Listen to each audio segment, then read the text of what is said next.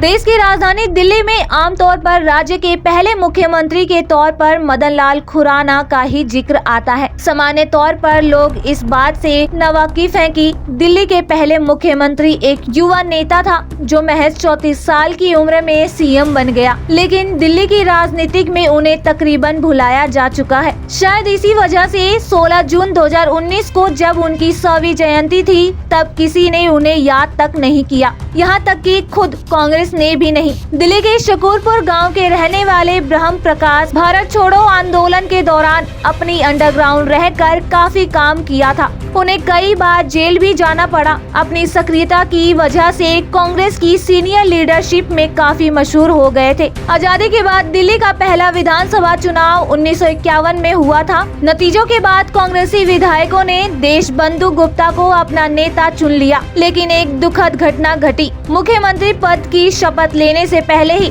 देशबंधु गुप्ता की एक हादसे में मौत हो गई। चौधरी ब्रह्म प्रकाश का नाम एकदम से शीर्ष नेतृत्व की तरफ से आगे बढ़ाया गया और इस तरह कह सकते हैं कि चौधरी ब्रह्म प्रकाश इत्तेफाकन दिल्ली के पहले मुख्यमंत्री बन गए। कहा जाता है कि ब्रह्म प्रकाश को मुख्यमंत्री बनने के पीछे प्रधानमंत्री जवाहरलाल नेहरू का हाथ था। ब्रह्म प्रकाश तब कांग्रेस लीडरशिप के खास थे और उन पर सभी बड़े नेताओं को भरोसा था। ब्रह्म प्रकाश अपनी सादगी जीवन शैली के लिए मशहूर थे और सीएम बन जाने के बाद बसों में सफर करना पसंद करते थे। मुख्यमंत्री पद से हट जाने के बाद भी ब्रह्म प्रकाश कई बार सांसद रहे, लेकिन बसों में सफर करना उन्होंने नहीं छोड़ा। कई बार वो आम लोगों की परेशानियां बसों में सफर करने के दौरान ही सुलझा लिया करते थे। ब्रह्म प्रकाश की सादगी का अंदाज इस बात से लगाया जा सकता है कि वे राजधानी में अपना एक घर तक नहीं बना सके। ब्रह्म प्रकाश 17 मार्च 1952 से 1955 तक दिल्ली के मुख्यमंत्री रहे।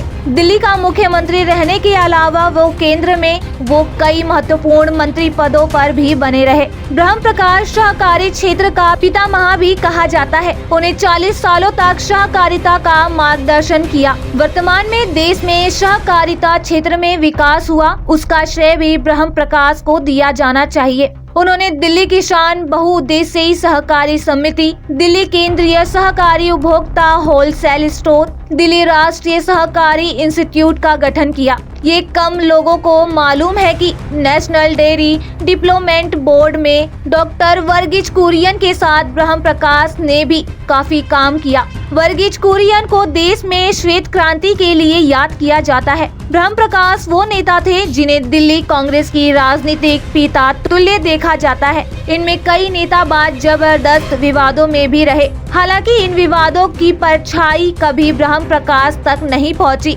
इन नेताओं में HKL भगत, जगदीश टाइटलर, ब्रजमोहन, सज्जन कुमार और राम बाबू शर्मा जैसे कई नेता हैं। हालांकि ब्रह्म प्रकाश 1980 के दशक में चौधरी चरण सिंह के लोक दल से जुड़ गए थे। वे चौधरी चरण सिंह की सरकार में केंद्रीय खाद्य, कृषि, सिंचाई और सहकारिता मंत्री भी रहे। यह संयोग ही हो सकता है कि ब्रह्म प्रकाश की मृत्यु उसी साल हुई जब दिल्ली में 1956 के बाद पहली बार चुनाव हुए। साल 1993 में ब्रह्म प्रकाश की मृत्यु हो गई थी और उसी साल मदन लाल खुराना दिल्ली के मुख्यमंत्री बने, जिन्हें मोटे तौर पर दिल्ली वाले पहले सीएम के तौर पर याद करते हैं। तो दोस्तों, आपको पता चल गया होगा कि दिल्ली के पहले मुख्यमंत्री कौन थे। शायद ही आपको नहीं पता था, लेकिन इस वीडियो के माध्यम से आपको पता चल गया होगा। ऐसी ही खबरों को जानने के लिए हमारे चैनल को सब्सक्राइब करें, लाइक करें, कमेंट करें और अपने दोस्तों को ज्यादा से ज्यादा शेयर करें।